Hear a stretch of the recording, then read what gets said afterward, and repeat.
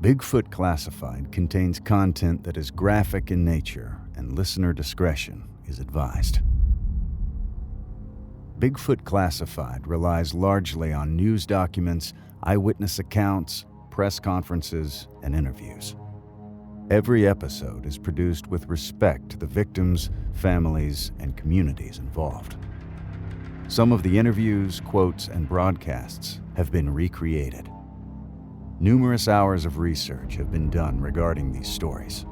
And if you have a theory, question, or feel that we've missed something, we encourage you to visit BigfootClassified.com.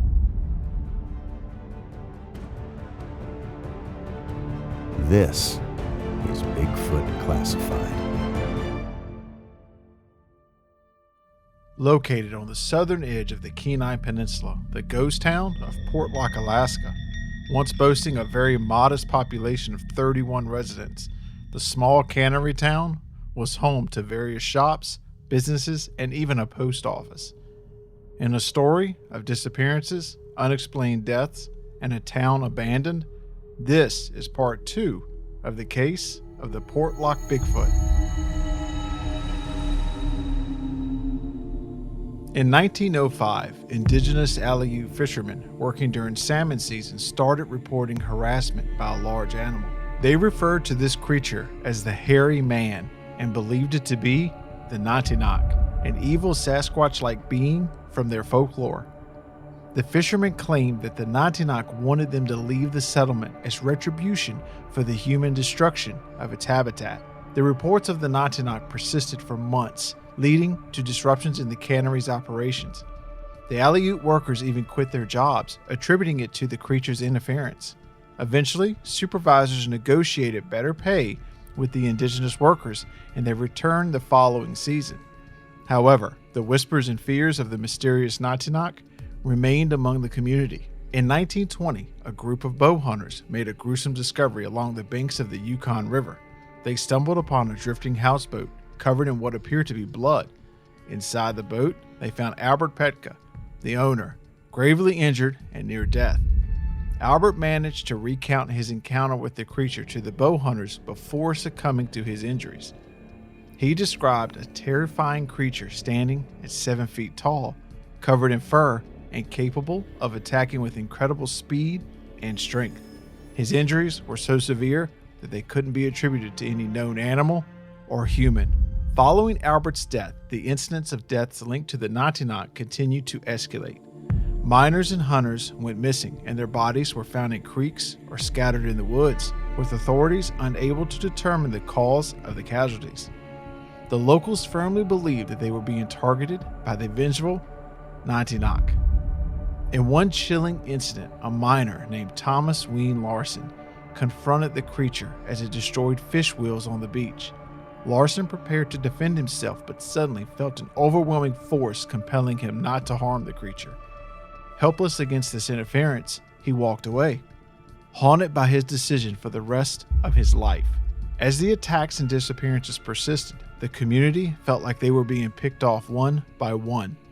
Cannery workers ventured out in groups but never returned, only to have their mutilated bodies discovered months later.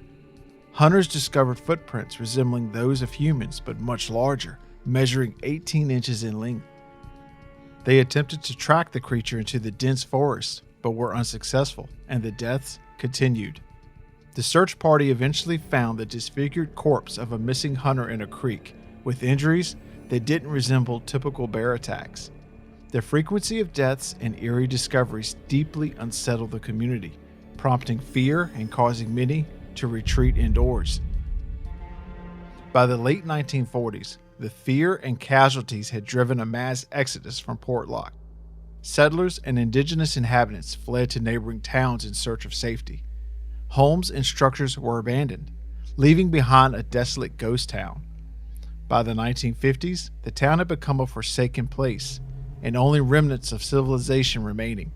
For the next 50 years, Portlock stood abandoned and was eventually erased from the maps entirely. Locals spoke in a hushed tone about the angered Nantinaq who terrorized this town, but only a few brave hunters would dare to take a stroll into the fold. Melania Helen Kell, the oldest living resident who once lived in Portlock, now lives in Portlock, Alaska. She recalls various aspects of the past, such as traditional medicines used for healing and techniques for preserving sea lion meat in barrels during the winter.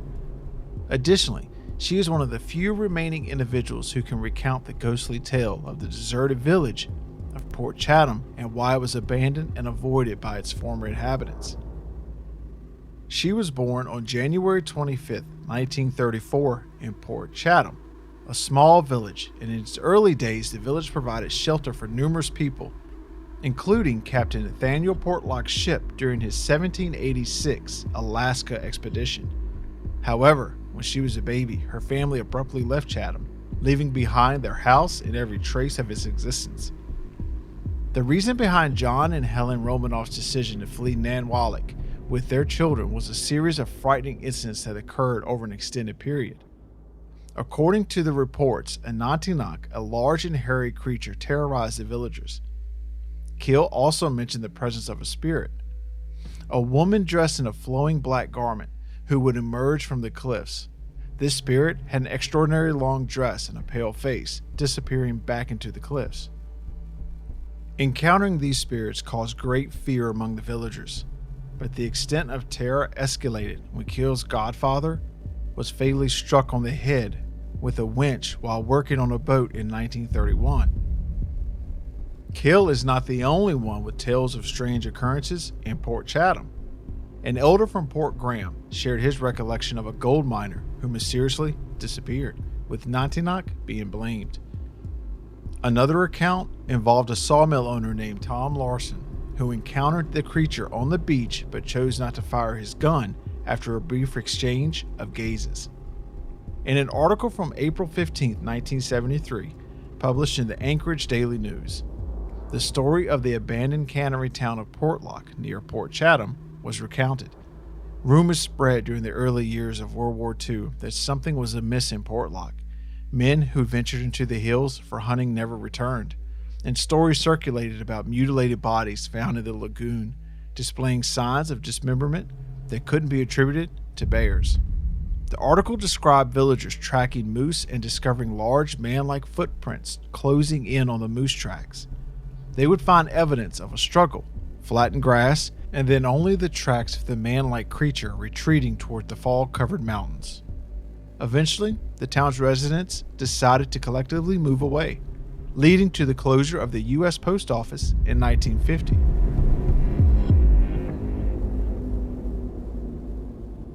While Sasquatches gained popularity in the 1960s and 70s in the lower 48 states, the Nantinaq has long been a part of their culture.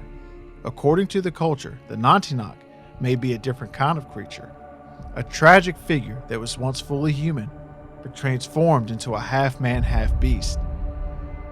Elder Nick Tanape acknowledges the validity of the Nantinaq stories, although he has never personally encountered one.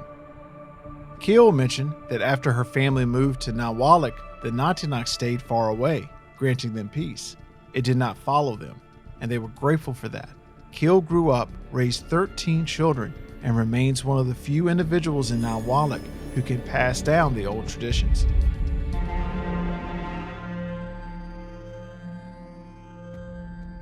In 2021, Alaska Bigfoot Killer was released, a 40-day expedition that follows Keith Seville, a resident of nearby Nanwalek and descendant of Portlock's residents and his team.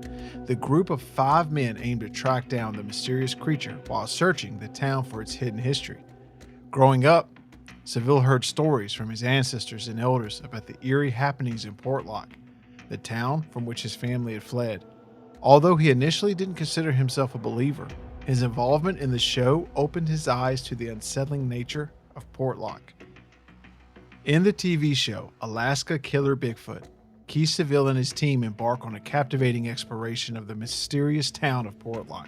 As they delve deeper into their investigation, they encounter a series of unsettling discoveries and experiences that add to the suspense and intrigue surrounding the legendary creature known as Nantinaq. Here are the key aspects they encountered during their exploration. The team begins by delving into the haunting stories and testimonies shared by local historians, elders, and community members. These accounts paint a chilling picture of Portlock's past and the presence of Nantinaq, instilling a sense of fear and intrigue within the team and setting the stage for their exploration.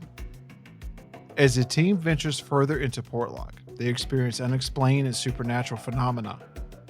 They hear eerie noises, catch glimpses of shadowy figures, and sense a palpable presence lurking among the abandoned buildings and dense forest. These encounters heighten the suspense and raise questions about the true nature of Nantinaq. While investigating the connections between Portlock and the nearby community of Nanwalik, the team learns that the unsettling incidents have also occurred in Nanwalik.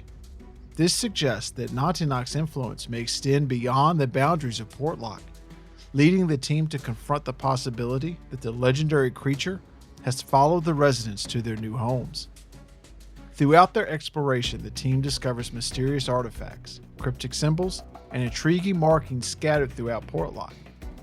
These findings offer glimpses into the town's hidden history and potentially hold clues about the true nature of Nantinaq and its connection to Portlock.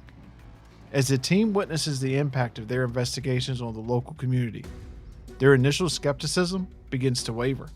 They undergo personal transformations as their first-hand experiences and the compelling stories they uncover challenge their beliefs. Their encounters with the unknown leave them with questioning the existence and true nature of Nantinaq, blurring the lines between myth and reality. Reception to the show was harsh.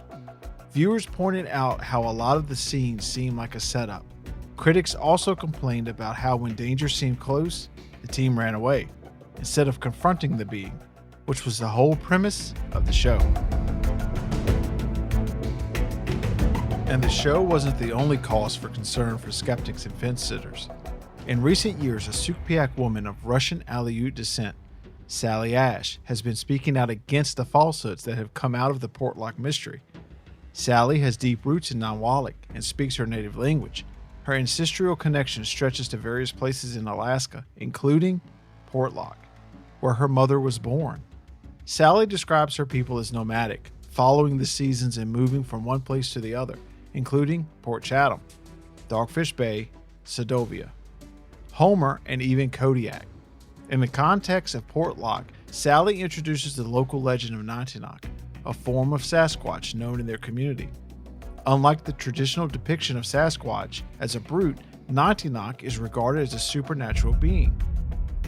Sally believes that Nantinaq was once part human and chose to separate from human society, retreating to the forest. Over time, he transformed, growing hair and resembling a Bigfoot.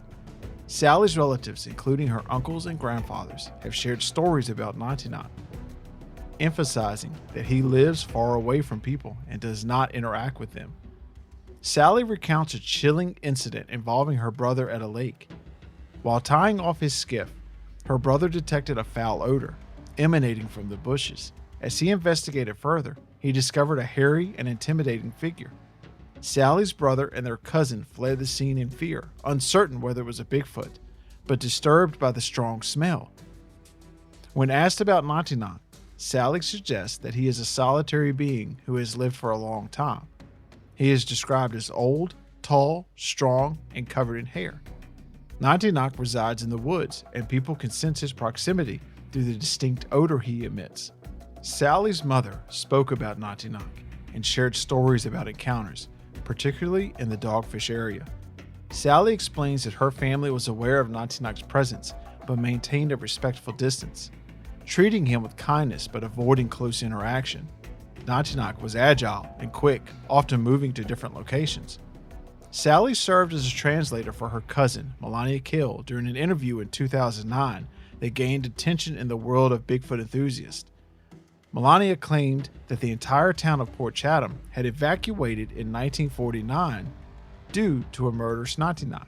However, Sally clarifies that Melania fabricated this story to address persistent inquiries and that the account was not true. Sally's family and community were aware of the invented story, but chose not to confront her due to the cultural values that discourage challenging elders. According to Sally, the decision to leave Port Chatham and relocate to Seldovia and Nanwalik was primarily driven by practical factors, such as the economy, access to schools, and the presence of a church. Additionally, the construction of the Alaska Highway Route 1 to Kenai and Homer redirected traffic away from Portlock. Sally suggests that Melania's fabricated story may have stemmed from a desire to protect the area and preserve its significance. Port Chatham holds cultural importance for the Sugpiaq people as a place where their ancestors lived and were buried. While there have been reports and investigations concerning Nantinak, Sally advises against actively searching for him. She states that Nantinak is elusive and can transform into different animals, making it difficult to track him down. Sally warns against shooting at him, as it is believed that he cannot be killed. Sally and her community approach the topic with caution, respecting Nantinak's space and avoiding disturbances in the areas where he may reside. Although Nantinak is no longer seen in Nawalik, Sally affirms that they no longer encounter him there. She states that Nantinak and others like him have moved far away from human settlements, seeking solitude. Sally's account highlights the difference between the stories of Nantinak causing harm and the reality experienced by her community. There is no substantiated evidence of the dozens of reported murders and disappearances attributed to Nantinak in Port Chatham. The only documented death in the town was an accident involving a logger and logging equipment. Sally's perspective emphasizes that while the legend of Nantinak has always been known among the Sugpiaq people, the notion of a bloodthirsty creature causing mayhem is a misrepresentation. Nantinak is regarded as a reclusive being, preferring to keep his distance from humans rather than engage in violence. Sally cautions against the intrusive pursuit of Nantinak and emphasizes the importance of respect and understanding their ancestral ties to the land.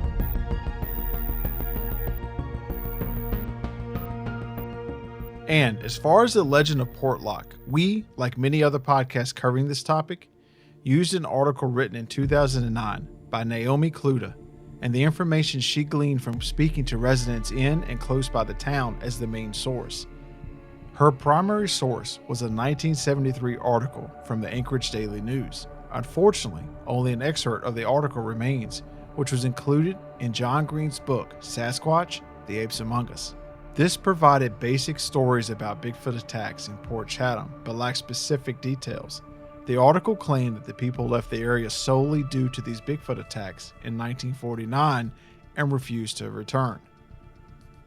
Kluda's second source involved interviews with two elderly Alaska natives who grew up in Portlock and were living in Port Graham at the time of the interview. One of the interviewees, Melania Helen Kell, was born in Portlock in 1934 and added additional details to the story. Kell shared the names of the men who were either killed or went missing. She stated that her parents left Portlock because they could no longer tolerate the constant attacks by the Nantinak. To verify the claims made by these sources, researchers needed to seek corroborating evidence. They turned to the Alaska Digital Newspaper Program, which provided access to a large collection of scanned newspaper pages from the late 1700s through 1963. However, they found no reports of extraordinary killings or dismemberments in the news articles related to Portlock. Most of the articles were focused on commercial fishing, with only a few deaths reported, and mostly due to accidents. Regarding crimes, only one notable incident was reported. In 1924, the Portlock postmaster, George Henk, was arrested by the Probation Enforcement Bureau for possessing moonshine. There were no records of any murders or dismemberments. As for missing person reports, only one was found, which involved two hunters named Ben Swayze and Bill Weaver from Seward. They went on a 2-week trip by dory boat in 1917 and were never seen again. The mention of Portlock in the story was only because a report came from there about the discovery of a dory that seemed similar to theirs. However, Seward and Portlock are geographically distant, making it unlikely that Bigfoot attacks in Port Chatham are responsible for the disappearance.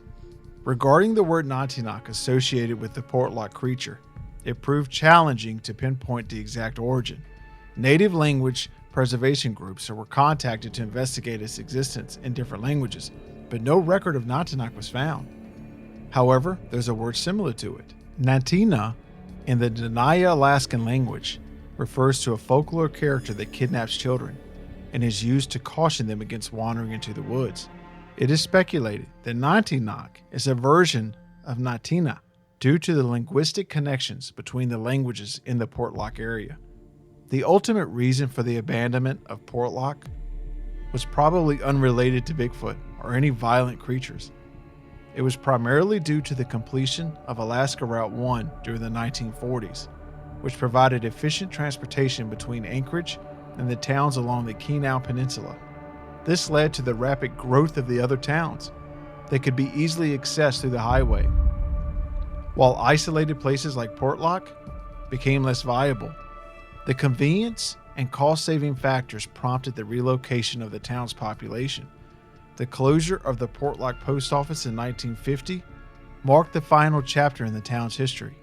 Despite the claims of the Bigfoot attacks and the use of the word Nantinak and the Portlock monster story, available evidence might suggest otherwise.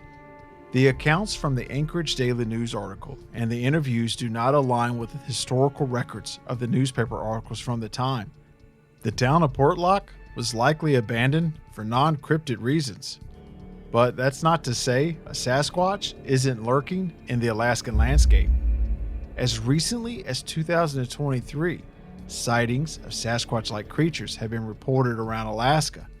Over the last decade, more and more sightings have been reported, with the creature seemingly less concerned about being spotted.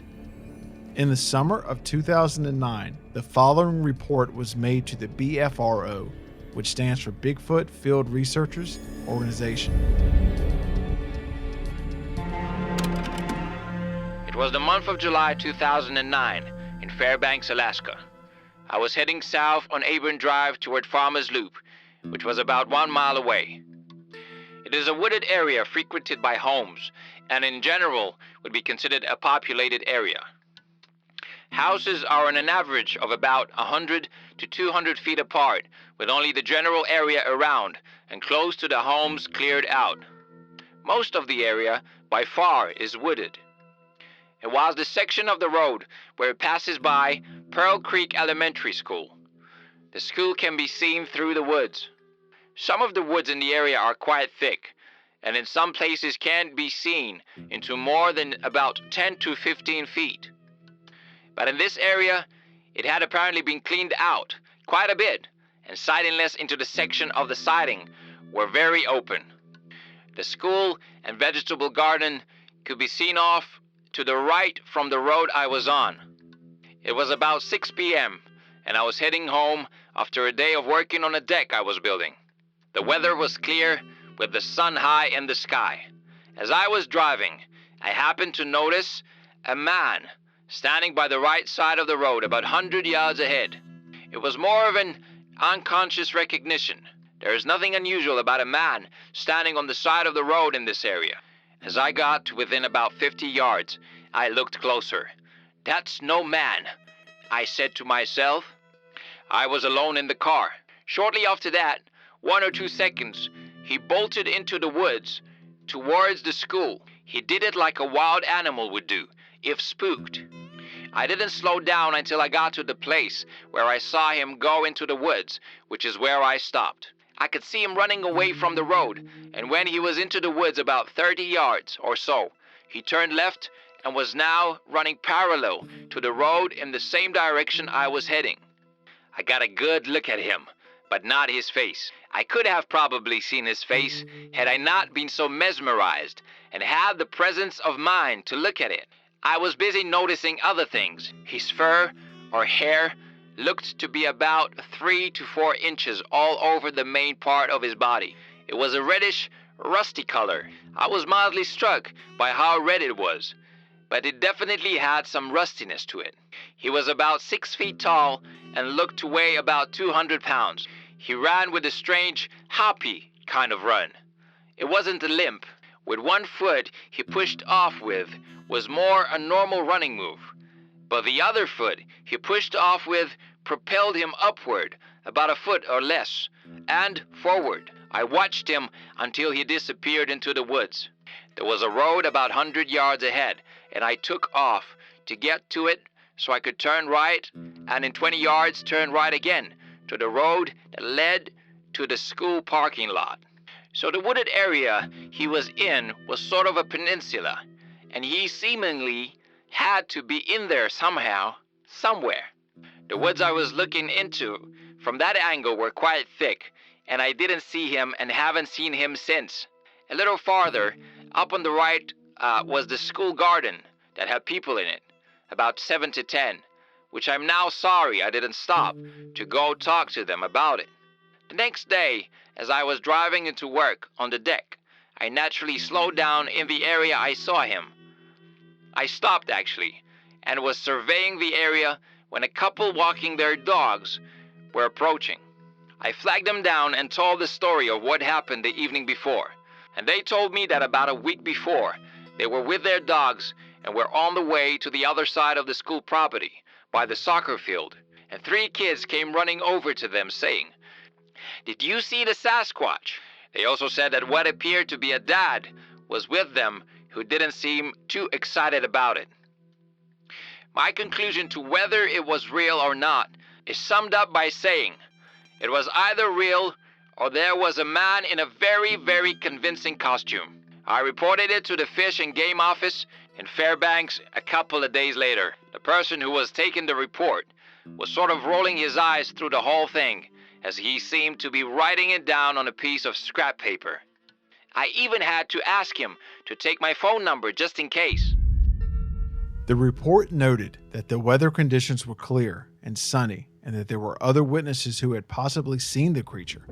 Responding to the report, BFRO researcher Charles Lamica wrote, "I was intrigued by this report because I used to live very near the area where this sighting occurred. I interviewed the witness telephonically and found his story to be credible. The interview resulted in the following additional information. First, the entire sighting, from first glance to last seen, was under 30 seconds in duration. The creature was about 100 yards away when first seen, but as the sighting progressed, the distance was reduced to about 20 to 30 yards. Second, the witness didn't get a good look at the creature's face or its feet.